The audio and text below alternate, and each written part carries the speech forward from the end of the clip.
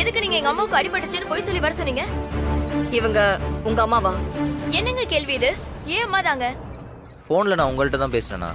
என்கிட்ட எங்க பேசுனீங்க? என் ஃப்ரெண்டு கிட்ட தான் பேசுனீங்க. அவ என்கிட்ட வந்து சொல்லவும் நான் பதறி அடிச்சிட்டு வரேன். ஏன் இப்படி போய் சொன்னீங்க?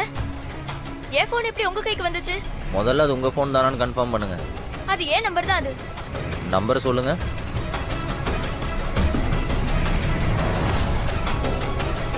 போன் என்ன மாடலு? 4 கேமரா இருக்கும். கேமரா கீழே தனியா ஃபிளாஷ் இருக்கும். ஸ்பீக்கர் கிட்ட டெம்பர் கிளாஸ் உடைஞ்சிருக்கும். பின்னாடி 2 ஸ்கிராட்ச் இருக்கும். Blue colour போனுங்க.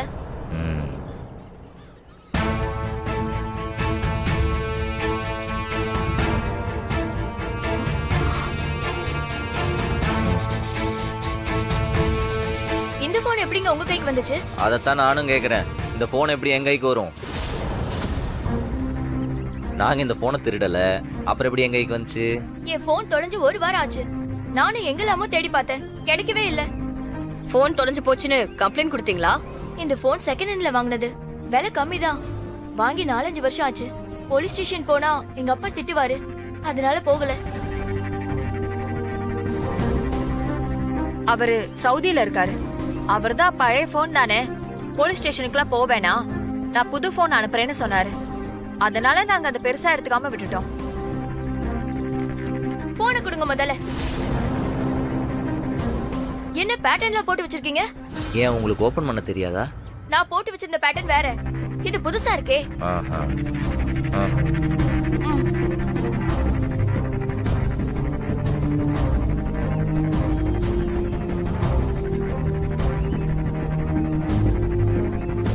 இதுல இருந்து டேட்டாவை காணோம். எல்லாத்தையும் டெலீட் பண்ணி வச்சிருக்கீங்க. நான் எதுவும் டெலீட் பண்ணலமா. அந்த போன் எங்க கையில எப்படி வந்துச்சோ அப்படியே உங்க கையில கொடுத்துருக்கேன். எங்க ஃபேமிலியோட எடுத்து அவ்வளவு போட்டோஸ் வச்சிருந்தேன், அவ்வளவும் போச்சு.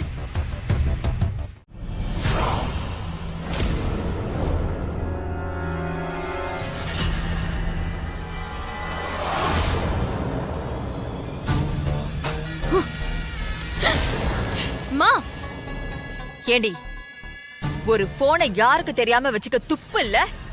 நீதான் அந்த குடும்பத்தை பழி வாங்கி கிழிக்க போறியா? மா, நான் பத்திரமா தாமா வச்சிருந்தேன். எப்படி இந்த போன் அந்த வீரா கையில மாட்டுச்சுனே தெரியலமா. எப்படி அப்படி மாட்டோம்? நீ வீட்ல ஒளிச்சு வச்ச லட்சணம் அப்படி. அத தேடி எடுத்திருக்காங்கன்னா உன் மேல டவுட் வந்திருக்குன்னு தானே அர்த்தம். நீ அவ்வளவு வீக்கா நடிச்சிட்டு இருக்க, அப்படிதானே? அப்படியெல்லாம் இல்லமா. அப்படிதான். அதான் அவங்க 2 பேர் முகத்தை நான் பார்த்தனே. நீ எப்படா மாட்டுவ, உன்னை காலி பண்ணலான்னு காத்துட்டு இருக்காங்க. ஏண்டி, எத்தனை வருஷம் போராட்டண்டி இது? உன் வாழ்க்கையோட அர்த்தமே அந்த குடும்பத்தை பழி வாங்குறதுதான்.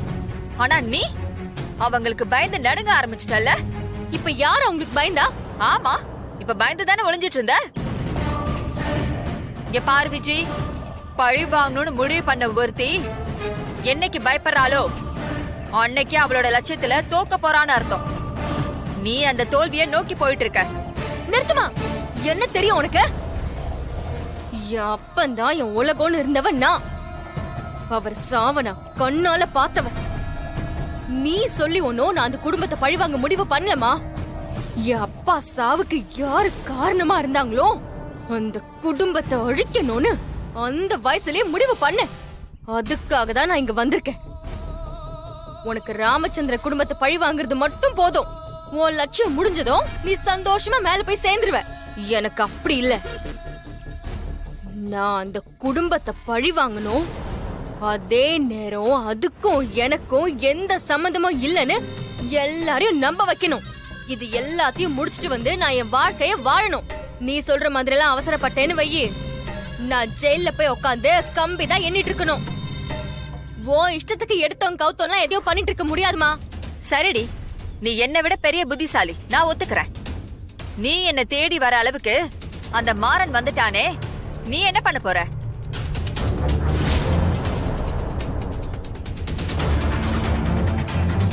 அந்த மாறனும் வீராவும் எனக்கு நிறைய குடைச்சல் கொடுத்துட்டு இருக்காங்க.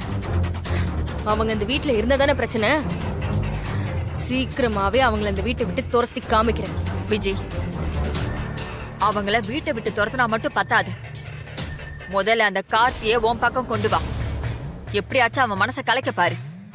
கண்மணி அந்த வீட்ல அவ்ளோ ஆட்டம் ஆடுறானா அதுக்கு என்ன காரணம்? அந்த ராகவன் அவ என்ன சொன்னாலும் கேக்குறான். அதே நிலைமைய நீ உருவாக்குனீனா? ம் நீங்க அவளை நம்புறீங்கல்ல? ம் அப்புறம் என்ன மாமா, அவ பண்ற சில முட்டாள்தனத்துல இது ஒண்ணு நினைச்சுக்கோங்க, அவ்வளவுதான். இதுக்காக அவளை முழுசா வெறுத்துறாதீங்க மாமா. அவளை சீக்கிரமாவே மாத்திரலாம் மாமா. உங்க மேல அவளுக்கும் அன்பு இருக்கு, அது எனக்கு நல்லா தெரியும். அத வெளியே கொண்டு வரதுக்கு நீங்க தான் இன்னும் கொஞ்சம் முயற்சி பண்ணணும். அத மட்டும் பண்ணுங்க மாமா. நீங்க இப்படி கோவமாவோ இல்ல வருத்தமாவோ இருந்தீங்கன்னா அது உங்க 2 பேருக்குள்ள இருக்கிற இடைவெளிய இன்னும் அதிகம் படுத்தும். அதனால நீங்க அவகிட்ட பேசுங்க மாமா. இப்ப கூட நீங்க அவ கூட பேசலன்னு தான் கடைக்கு கூட வராம வீட்லயே உட்காந்துகிட்டு இருக்கா. நீங்க அவகிட்ட ஃபோன் பண்ணி பேசுங்க மாமா.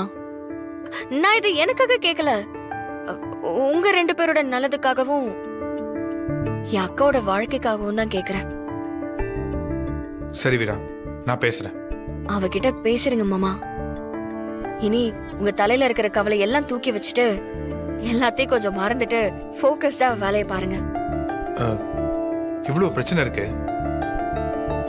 ஆனா உன்னால மட்டும் எப்படி இவரை எப்பவுமே கான்பிடண்டா இருக்க முடியுது?